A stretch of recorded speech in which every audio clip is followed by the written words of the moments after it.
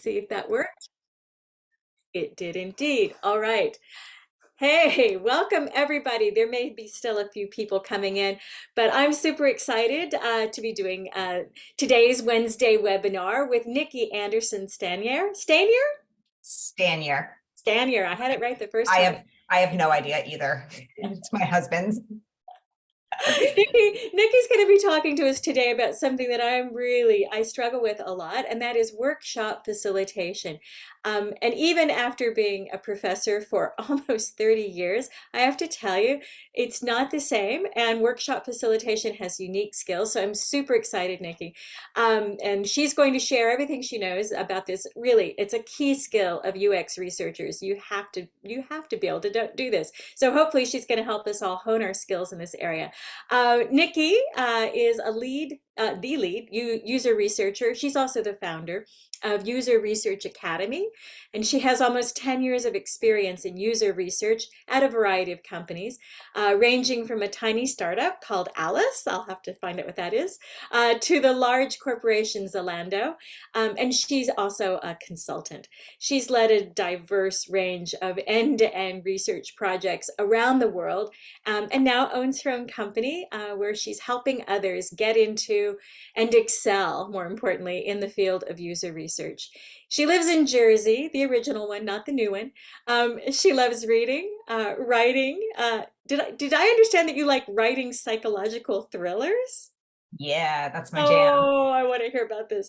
And as we were just sharing a minute ago, like me, she loves being outside in the garden with her cats. She also has a dog and she has koi fish. So without further ado, I'm going to turn it over to Nikki to lead us through this workshop. Amazing. Thank you so much. It's always so interesting hearing somebody talk about you.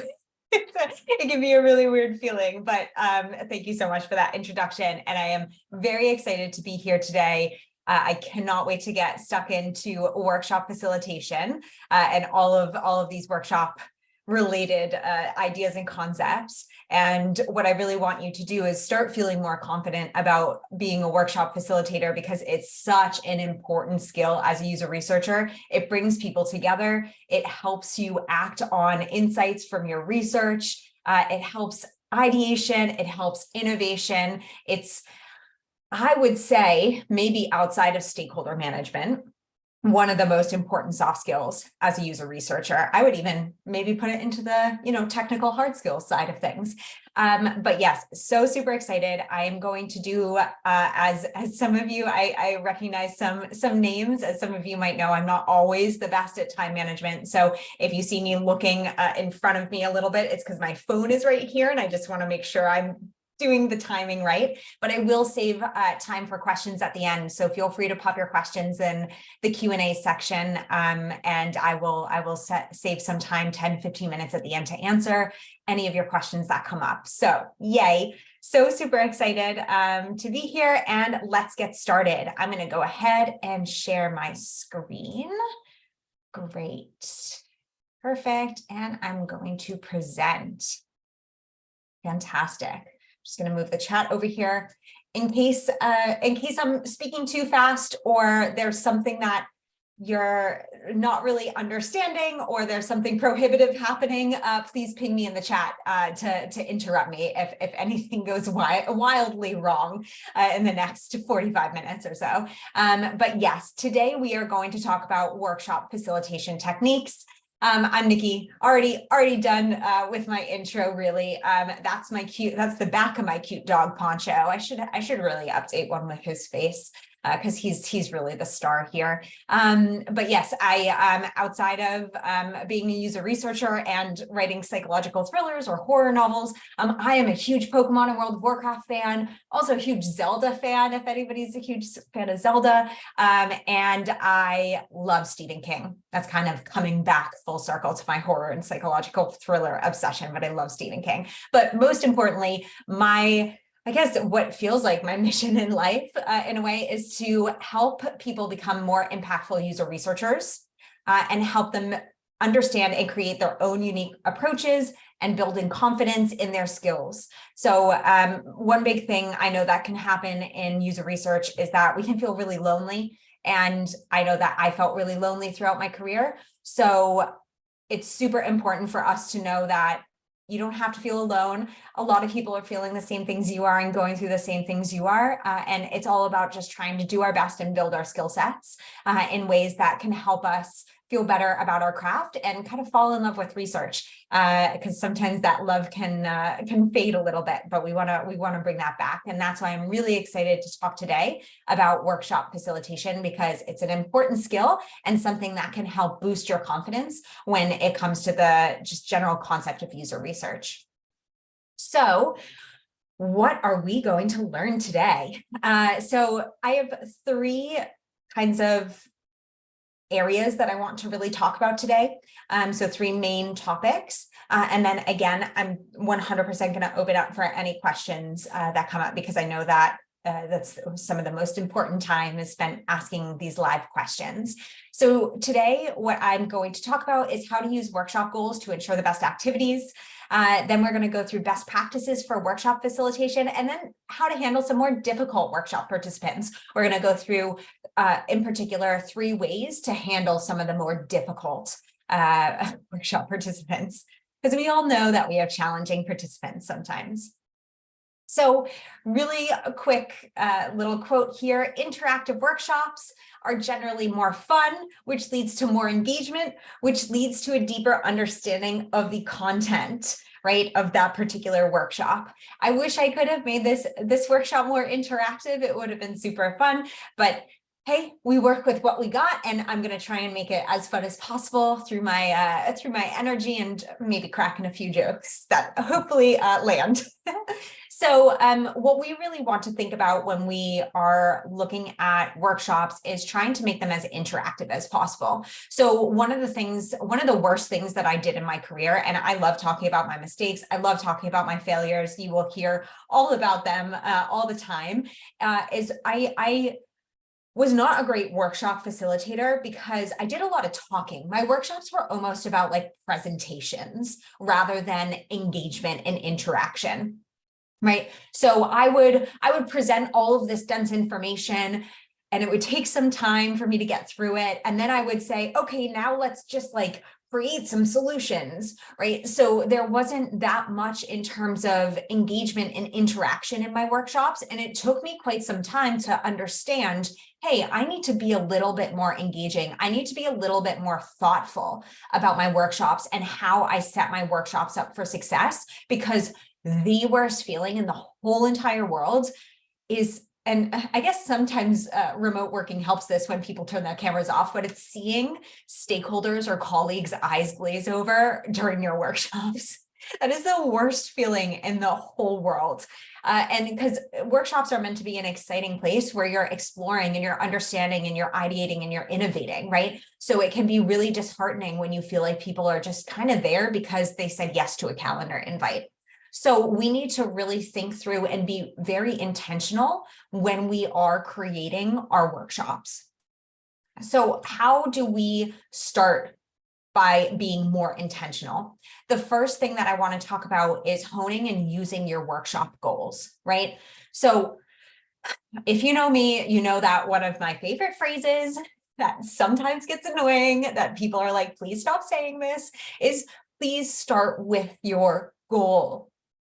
Goals are the starting point for literally everything. It's not just for workshops, but for every single thing in life. Goals are the starting point. They're the best place that you can start, because if you understand your goals, it helps you understand what you're trying to accomplish. And therefore, you can make very thoughtful and intentional decisions about the types of activities, about the information that you might share, about what you want to ask people, right? So without goals, our workshops can feel really lost and fall very flat. And this used to happen to me all the time. I would always plan a workshop because let's be completely honest, and this is how I felt at the beginning of my career, before I was confident in workshops, is workshops were a check.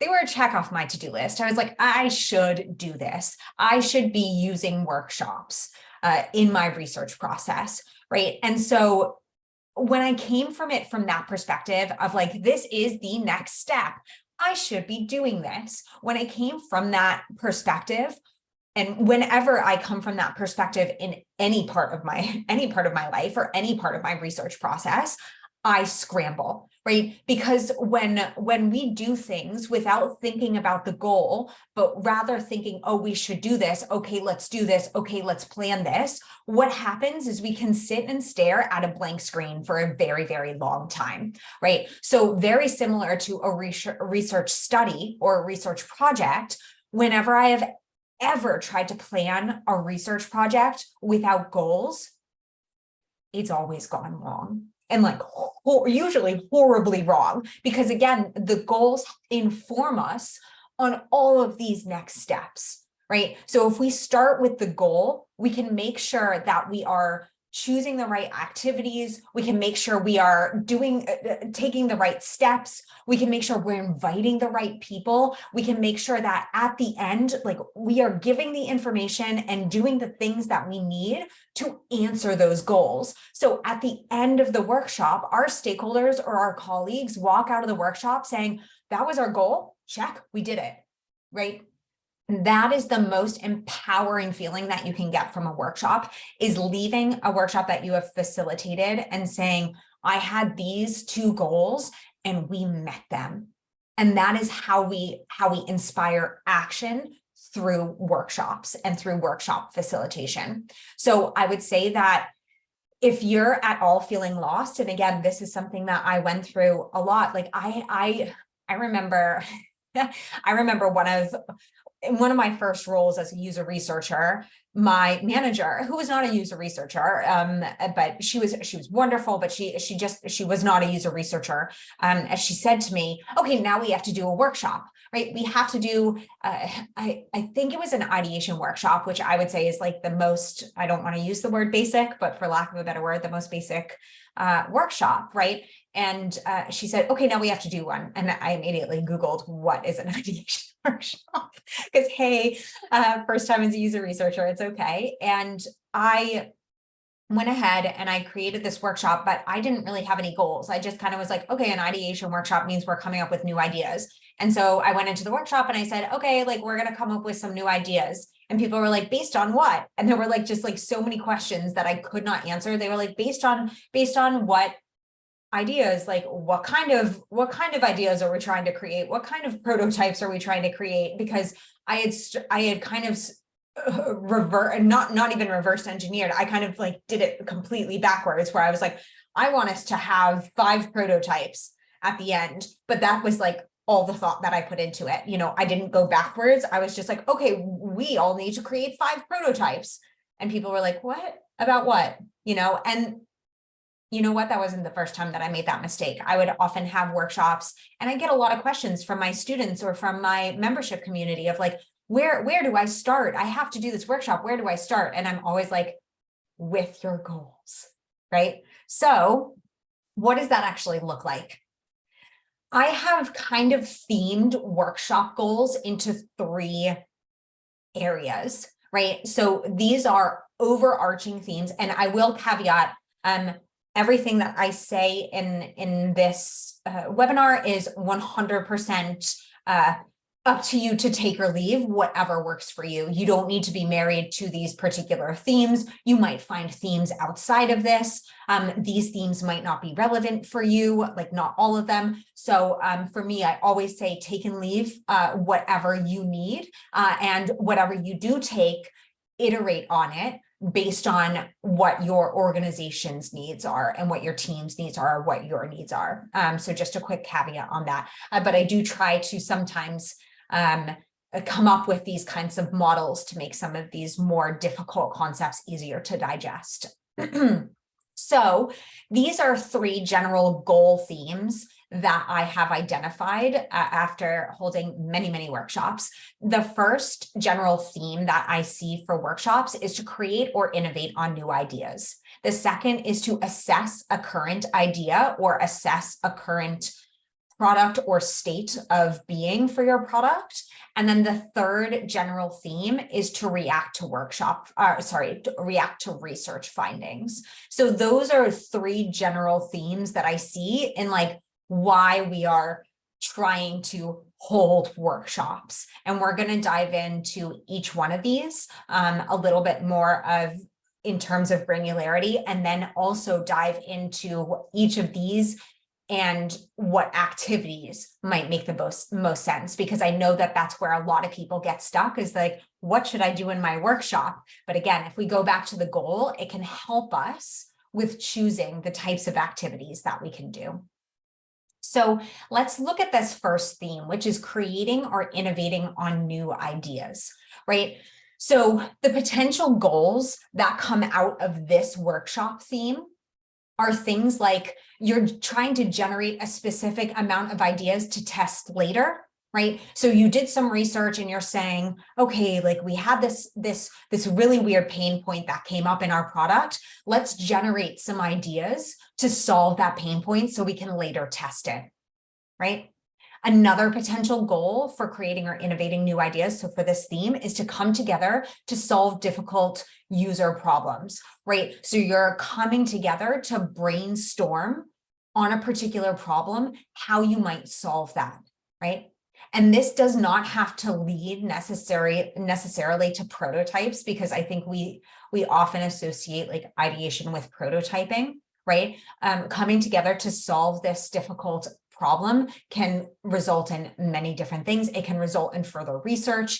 It can result in prototypes that you're going to test later. It can result in concepts that you would test in a concept test, right? It can result in just having these conversations and moving further down the road and understanding what it is that we're trying to solve for these users. Another one is finding the unknown unknowns. So this is really fun. This is like deep discovery work, is looking through deep discovery research and finding the unknown unknowns. So things that we had no idea that were super surprising. And then finally, another goal is to gain a deeper understanding of pain points and how to solve them, right? So this could, again, end in prototypes, but this first part of the goal, gain a deeper understanding of pain points, would indicate that you would have to share this. So if people have a shallow understanding, that means that you're trying to get them to gain a deeper understanding and then move to the solution space, first you would have to share information so that they could get that deeper understanding, and then you could move on to the solutionizing. So these are, if you are thinking and you're like, okay, my theme, like the reason that I'm running a workshop is to create or innovate on new ideas, these are some potential goals that you can use to then make sure that at the end of the workshop, these are the things that you do, and you choose the activities and choose the people you invite to hit these goals.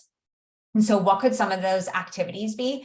Empathy mapping. Empathy mapping is an amazing way to understand our users better. And that doesn't mean that you have to go with the like standard empathy map. You can use whatever type of mapping or whatever type of affinity diagramming, let's say, you want, that is applicable to your goals, right? So if you're really wanting to help people get a deeper understanding of pain points, maybe you focus just on the pain points and you're affinity mapping just pain points, right? So that's something that you can do within a workshop when you're trying to create and innovate new ideas, is to gain that deeper understanding, right? Is that mapping, and that helps the people who are in that workshop better understand, especially if they weren't part of the research. How might we statements? These are very, very popular. These are so good for creating or innovating on new ideas, right? How might we statements are so powerful. A lot of people get a little bit scared of how might we statements. I know I do, because they're really, really hard to nail down, because sometimes we go too broad, sometimes we go too narrow, right? But kind of understanding how to use how might we statements based on the insights that we've learned from research is such a good way for us to open up people's minds and get creativity going, right? And that's how we're creating these new ideas. And then Crazy Eights, very popular activity within the workshop, where people are jotting down 8 different ideas. I think it's in 8 minutes too. I think it's 1 idea per minute. I tend to stretch that time a little bit more. But this is another way, again, like if you're really going in to create or innovate, these kinds of activities are so super helpful, right? To meet these goals in particular. Then we have assessing current ideas or prototypes. So I would say that creating or innovating on new ideas, like ideation sessions, like How Might We's or Crazy Eights, are very popular, and they're I would say the most popular and most used theme in workshops. These other two themes are a little bit less used.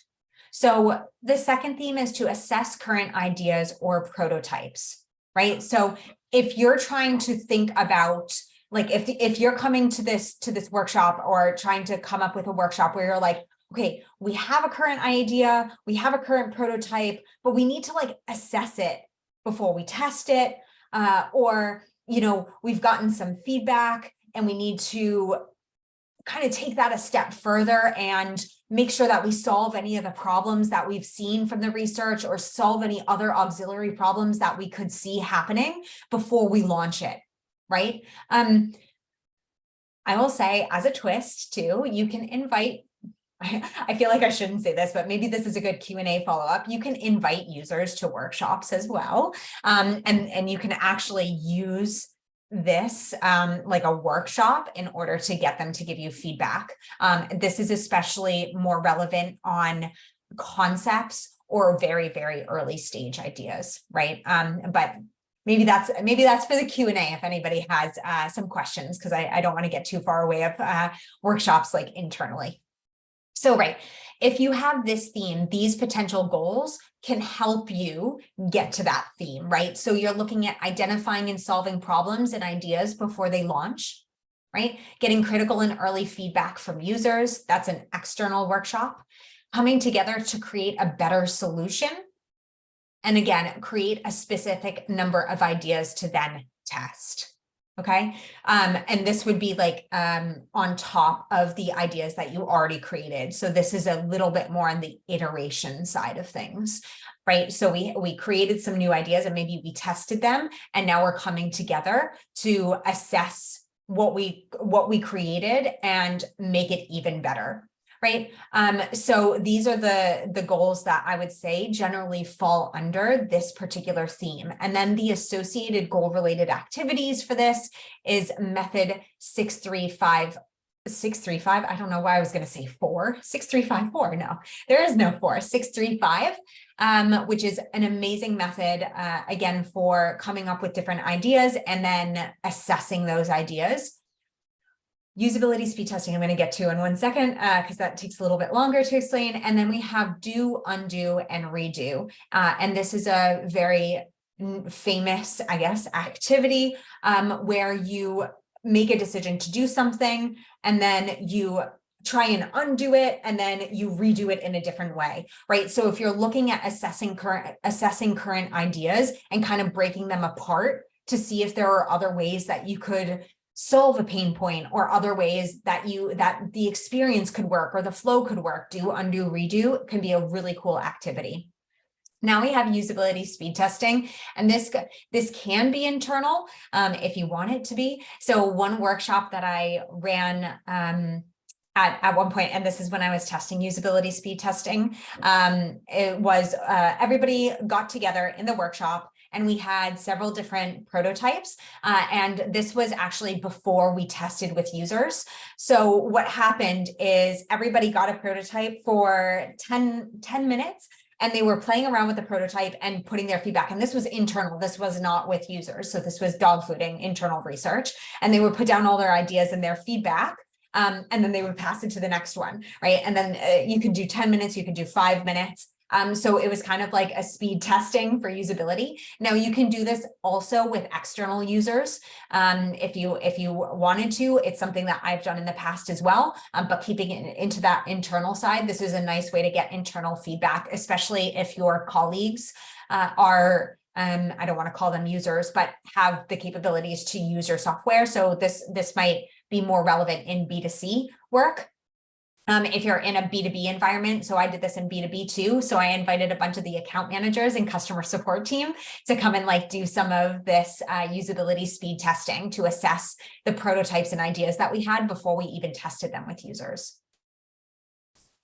And then finally, the last theme is reacting to research findings, right? So after you've done research, and sometimes I think that we forget this part of the research process. It's something that I forgot for many, many years.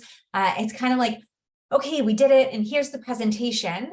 And then we kind of are like, because we're busy, because there's so many other things going on, sometimes we can forget that we need to help our teams activate the research. So a workshop is a really great way to get people to react to research findings and activate your findings. So if you're kind of seeing that people aren't interacting with or engaging with your research, if your research is, going into the dusty corner of Google Drive to cry because it's so lonely, then these types of workshops with this theme to get people to react to research findings and to bring people in might be really helpful for you. So some goals that are associated with this theme are maintaining launched products, actually. And this is something that I don't think we generally do enough of, which is coming together and bringing together depending on B2B or B2C, let's say account management, customer support, potentially sales, data science, product analysts. So bringing all these people together and saying, okay, for this particular feature, what's going on, right? Well, like, what are we finding? And then seeing the data and reacting to it in that particular workshop, right? So that is a really fun activity to bring people together and say, okay, we've launched this thing. We launched it 3 months ago and 6 months ago. And it's the same thing. We could just forget about these things. It's like, it's done finally, but we do have to come back to it ideally, because we do want to make sure that we're maintaining these products and still people are satisfied and happy with them. So bringing these people together to maintain them is a really, really nice goal and a really way to do ongoing research work. Another goal could be to gain a deeper understanding of your users, right? So understanding who our users are. So we did all this discovery research and we want to we want the rest of the organization or whomever teams to gain a deeper understanding of our users. Identifying key pain points or problems that users encounter, and then using those for opportunity areas, right? And then finally, creating deliverables is another goal. That's a little bit more outcomey, but you can still use that as a goal of your workshop. So goal-related activities for these different goals to maintain launch products, you can do what I had suggested, like bringing together these different departments, looking into the different data, getting the different perspectives from other departments and learning how the feature or product is going, and then using that to say, okay, so then where are our opportunity areas to make this product even better or to continue maintaining it. You can also gather issues across departments beforehand and then come together to prioritize them via something like the RICE model, which is a very common prioritization model.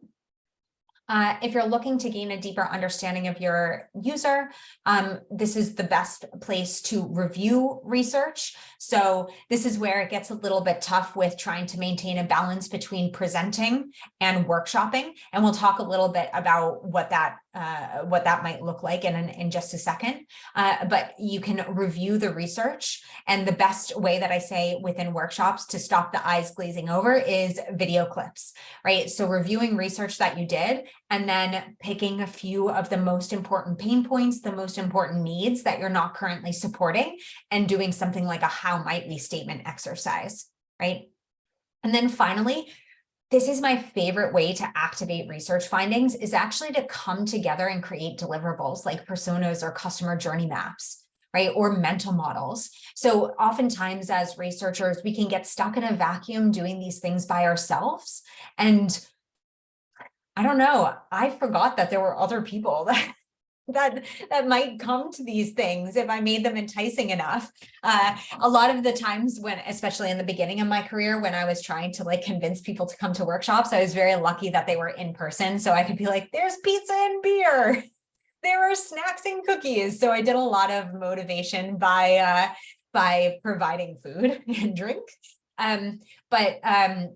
It's really awesome when, especially if you're so used to being in a vacuum, to actually be able to take a step back and say, okay, you know what, I can actually bring people in to work on these things with me. So we can take the research findings and we can start to build out a persona. We can start to build out a journey map. We can start to build out mental model diagrams, right? So creating deliverables together is another way actually to gain a deeper understanding of users together, but also to create an actual outcome that then can be shared more widely.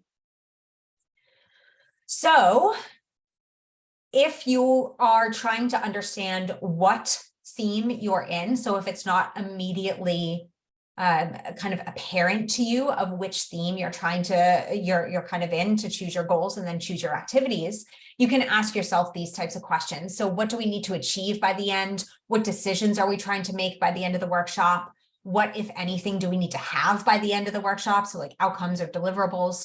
And then what information do we need to create some sort of shared understanding by the end of this workshop, right? So these are some questions that you can use to probe into, like, what is it that you're trying to get out of this workshop? Like, what is the end result? What information do you need to share to get to that end result? What things do you need to do together? What things do you need to create together so that when your stakeholders or your colleagues walk out, they can say, yeah, we achieved these goals that we need. Okay, how does the time go by so fast? So let's talk through some workshop best practices, and then we're going to get into the difficult participants. I saved the most difficult one for last. So I have a few of my favorite workshop best practices that I can share with you all, and I'm hoping that this can take some cognitive load off of you, because the best thing that you can do, honestly, is to create these best practices for yourself to take cognitive load away from you when you're trying to plan something like a workshop, because they're a high lift, like they're a high energy kind of thing, and you really need to bring your energy because you're trying to lift up and bring other people together. So what are some best practices that I always do to take away cognitive load and make this a little bit less stressful for myself? So these are my top best practices, and we're going to go into each of these a little bit more in detail. So separate agendas, time boxing, energizers. I should have done an energizer at the beginning of this, but it's a little bit hard in the webinar view. Ensuring that there are breaks, something that I see a lot of workshop agendas not doing. You're varying your engagement types, and you can use affinity diagrams to share the findings from the workshop, which I'll explain a little bit later. So separate agendas. This was mind-boggling for me. So I always share at the beginning of my workshops, like, this is what we're going to go through. And I like to share like a general agenda of like, you know, we're going to do an intro and it's going to take 5 minutes. Then we're going to do this, you know, energizer activity and it's going to take 5 minutes. And then we're going to do, you know, reviewing the research, and that's going to take 20 minutes. And then we're going to do crazy eights, and that's 10 minutes, right? So like, I like to share an agenda with people at the beginning of my actual workshop. And what I will say is this helps me with time boxing. This helps with them having expectations so they know what's happening, when it's happening. They can see breaks coming up. And they are just generally, they understand what's going to happen. And it's a lot easier for people to go along with things and to like keep energy up when they kind of know what's coming. So things aren't a surprise. It also helps because you share with them, like it keeps things on time, right? And it really ensures that like all of your stuff is covered. So that's just the front of house agenda. This is my back of house agenda, right? So this is an actual agenda that I used. I think it's a 3-hour, 4-hour workshop. Now 3 hour. So this is 3.5 actually. This is an agenda that I have used, and it's a minute by minute. Right. So this is something that I don't share with my participants, but that helps me with really understanding how much time everything's going to take. And in order to make sure, like, okay, I'm sticking to the time, or like, I need to update this really quickly. We need to actually not do this part of the workshop. Right. So this just allows me to like really stay on time and make sure that everything is covered. Including energizers. Energizers are the best. They're little activities that you can do that get people excited about a workshop, and they get people into the correct mindset, right? So I always recommend doing an energizer in the beginning. It gives like a nice beginning, like people laugh generally, it's fun. It helps usually with out of box and creative thinking. So especially if you're looking at that first theme of creating and innovating on new ideas, energizers are so important. So some of my favorite, aliens have landed. This one is my absolute favorite. So it's aliens who only speak in emojis have landed, and you need to describe your job or your organization to them using only emojis, right? And you give people 3 minutes to do this, and it's hilarious what they come up with. I also like alternative uses.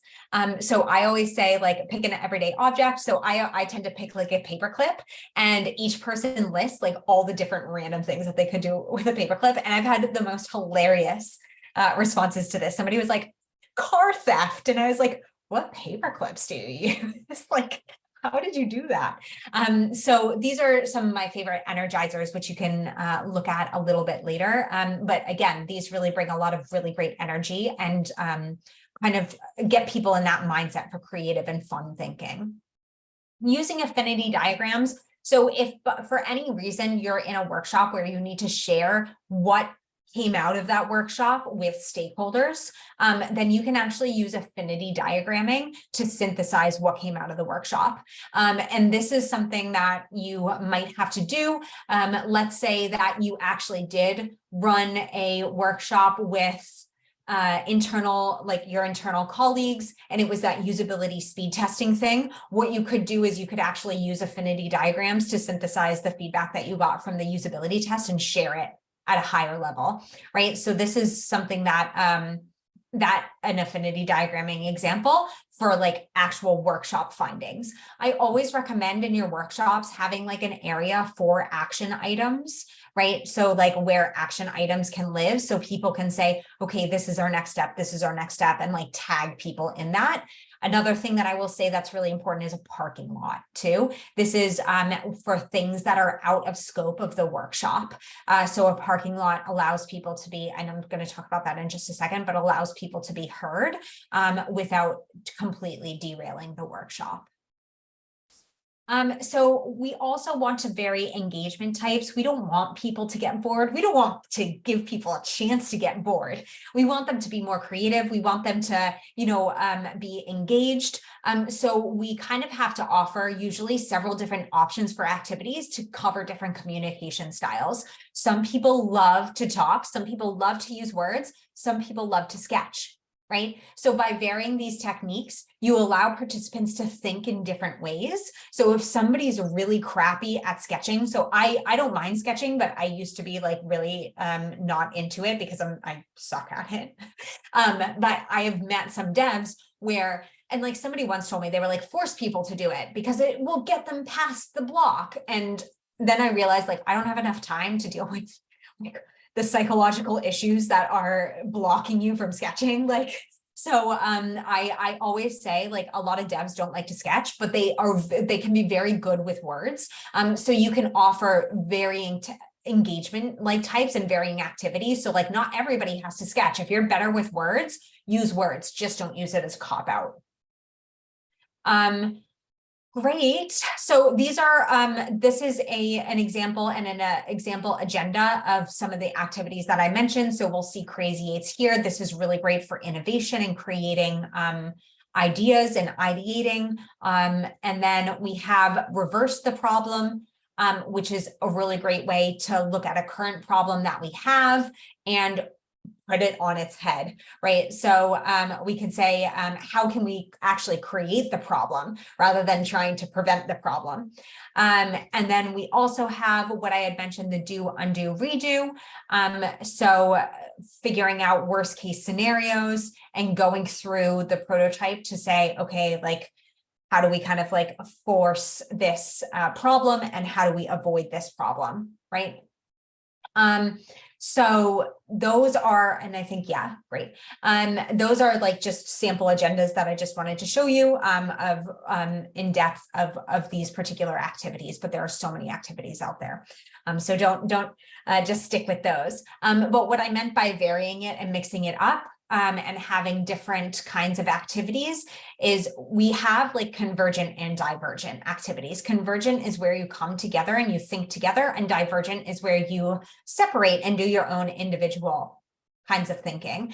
Some people are better convergent thinkers, some people are better divergent thinkers, just like some people are better with words, some people are better with pictures. So when we vary the activities to include convergent thinking and divergent thinking, and we also give people options that play to their strengths, like sketching versus words, or not sketching versus, but sketching and words, like use whatever is most comfortable for you. We give participants ways to engage with our workshops that work really well for them so that they are naturally more inclined to be engaged. You're not forcing them necessarily down a path that is just horrible for them.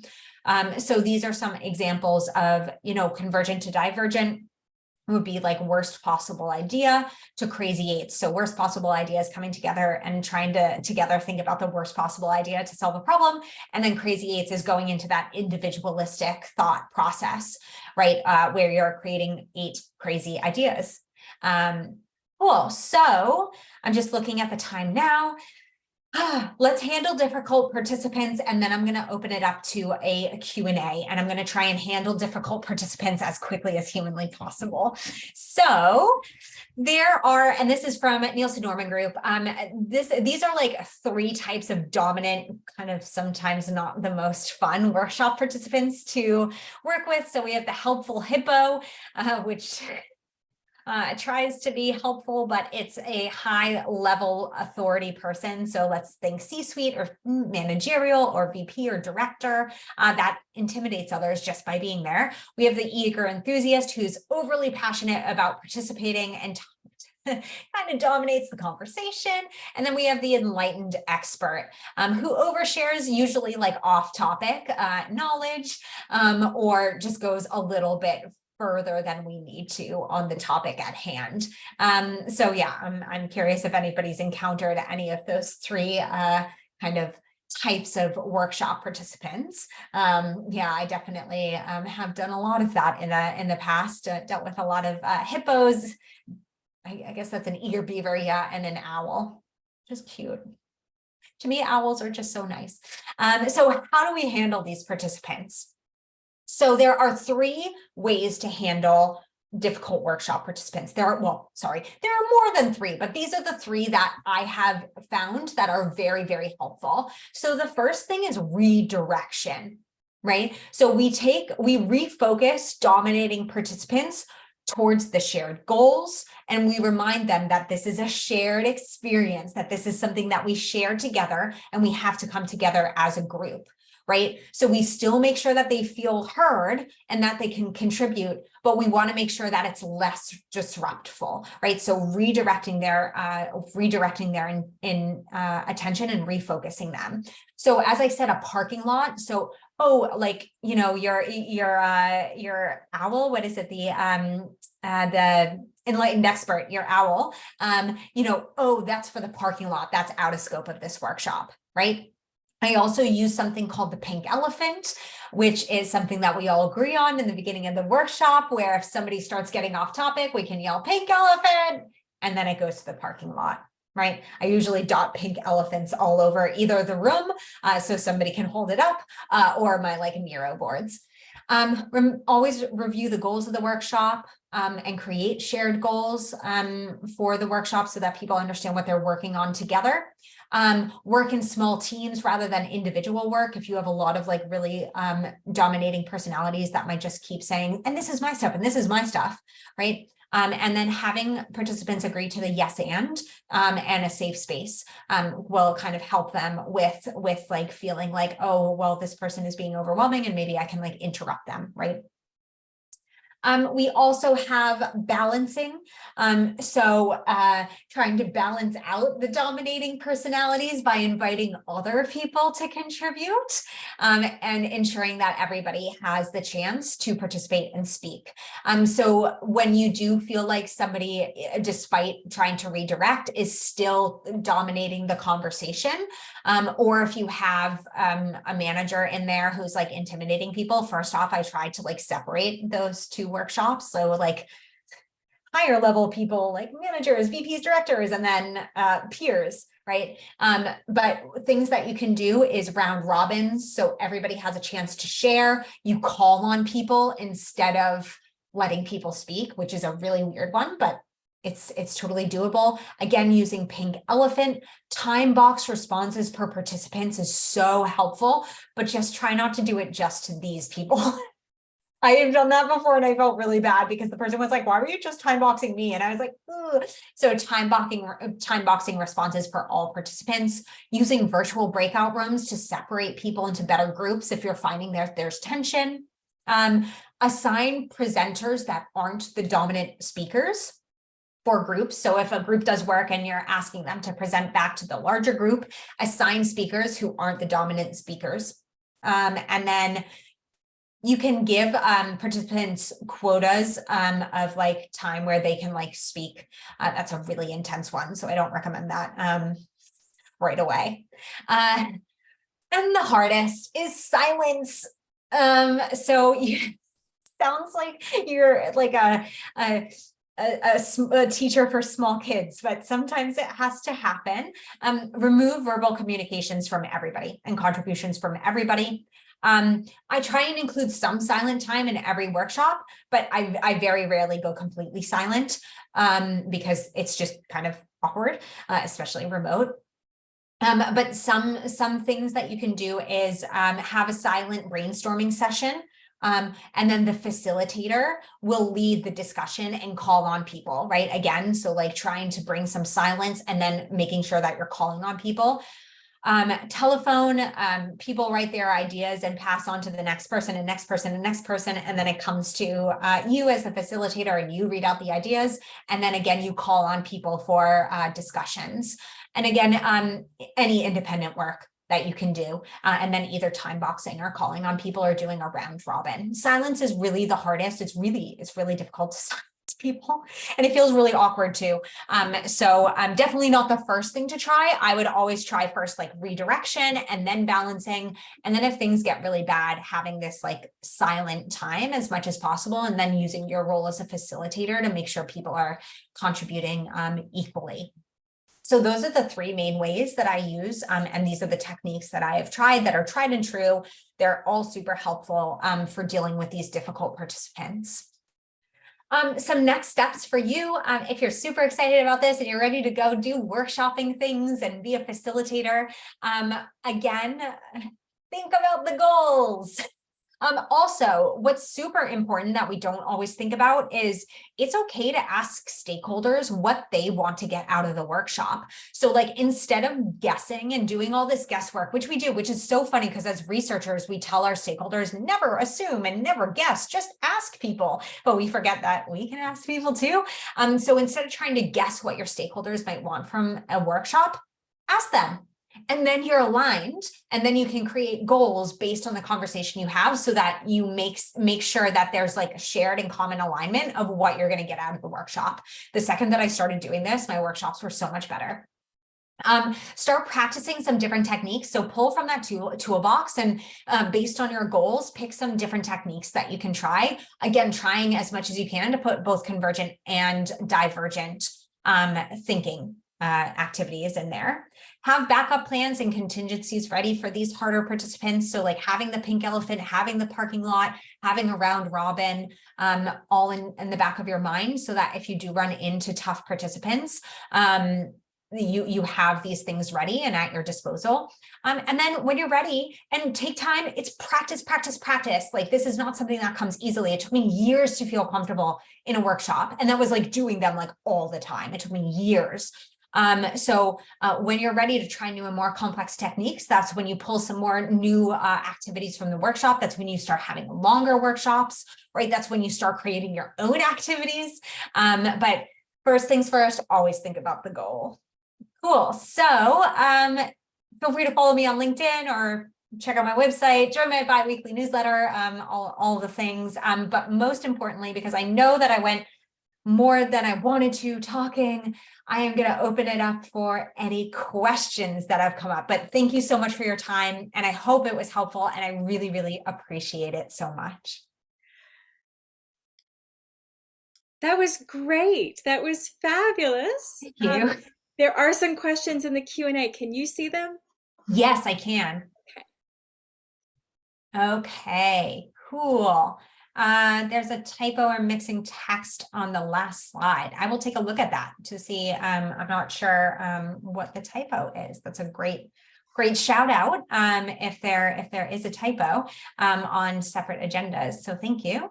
And then we have, can you please share the deck with us? Yes, I'm happy to share well, actually, no, I will not answer that. I don't know. So here's a question. I mean, here's a response to that. If you're happy sharing the deck with UXPA, we will send it to all of the people who came. Yeah, absolutely. I'm happy to share that deck. So I will definitely send that over. And I didn't show in the last slide. I have links to several resources if you want to dive further into learning about workshops, including some resources on other activities. There are quite a few really great websites out there where you can look up different activities that will bring you even further into being able to pick even more tools from that toolbox. So really happy to share. Thanks. Cool. We'll Yeah. make sure that gets out to everybody. Nice. I will make sure that whatever typo or missing text is all settled. Cool. Do you have any particular phrases that you use to redirect difficult participants? That is a really awesome question. It's actually quite similar to the phrases that I use in my research, which is really funny to think, because if some of these workshop participants are listening to my research sessions, they might recognize the phrases.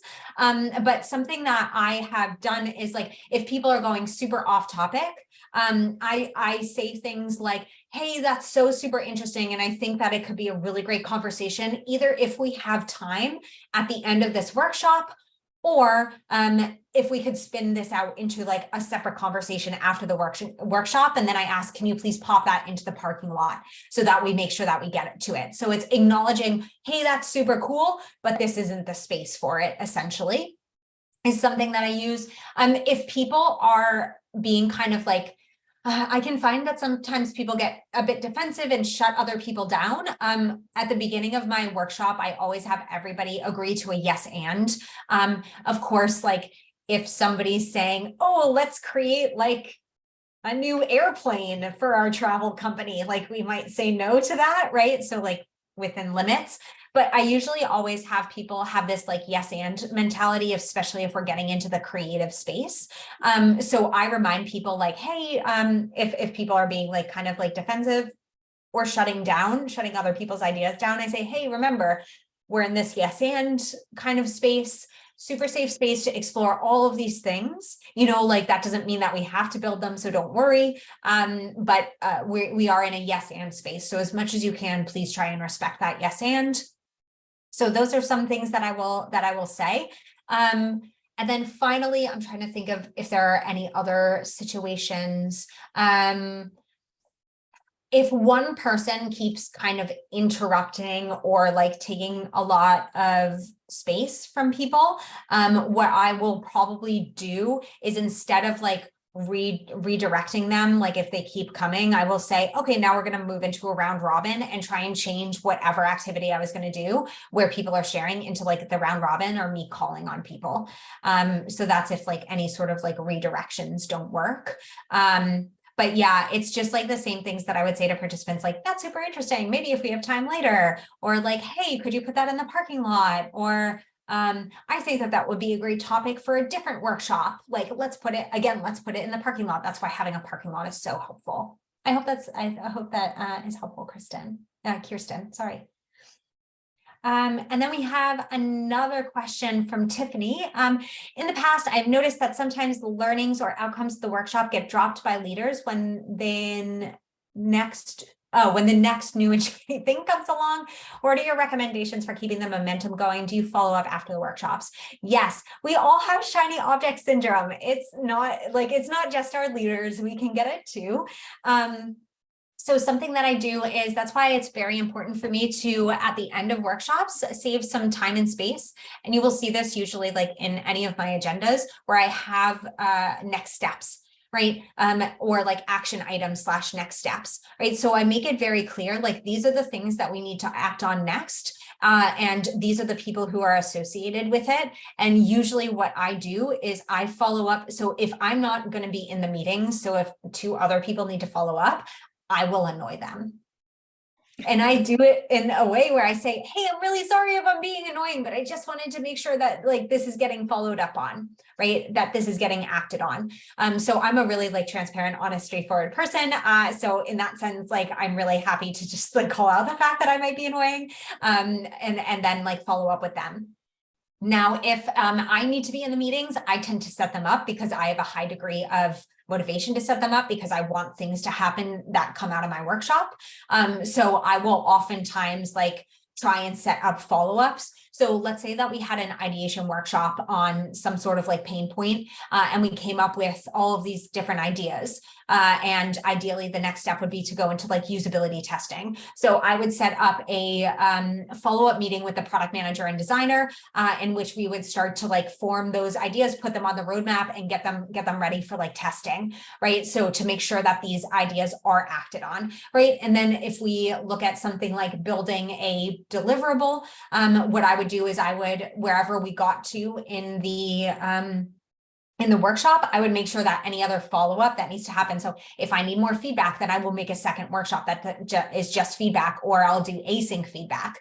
And then I will create like whatever the next steps are and whomever I need to reach out to for that. So maybe there's like a sharing part of things like to the wider organization. And then also I had another one in my mind and now it is gone. Yes. But basically what I do is I make sure that I follow up with whatever the next steps are, but I always trying to find them with the people in the room in the workshop. I hope that was helpful, Tiffany. That was great. Thank you so much, Nikki, and thank you everyone who attended. I hope you enjoyed this as much as I did. I got so much out of this. Thank you very much. And you said earlier, Nikki, that it'd be great to do something interactive and a little longer. And so you and I should talk about getting you back to do one of our short courses that can be offered over a series of 4 weeks, kind of a lunch and learn in the sort of a same format, but with a lot more interactivity. So we'll talk, okay? For sure. Folks, before you leave, let me just invite you to attend our next Wednesday webinar on, I believe that's May 3rd, when the always uh, instructive and fabulous Jared Spool will be presenting using outcomes as a spark for UX to generate enthusiasm for delivering great UX without lecturing about UX. And so that will be at our regular Wednesday webinar time, which is 8 p.m. on the East Coast of North America. So is that Eastern Daylight? I can never keep up. But anyway, go to uxpa.org to register for that as well. We still have some tickets remaining for UXPA International's annual conference this year in June in fabulous Austin. Folks, I've seen the program and I have seen the venue, and it is off the rails. It's so incredible. You're going to have a great time. The rooftop pool and bar alone should be enough to draw anybody, but the program is really what we go for. So do go to uxpa.org to get more information and to get your tickets while you still can, and also to sign up and register for next month's Wednesday webinar. I hope you join me all in a big round of applause for Nikki Anderson Stanier, for this great presentation. And I will get the PowerPoint or the slide decks to you all, and this will be posted. The video will be posted on our website within a few days. On behalf of UXPA, this is Abby Goodrum saying goodbye. You. Hi.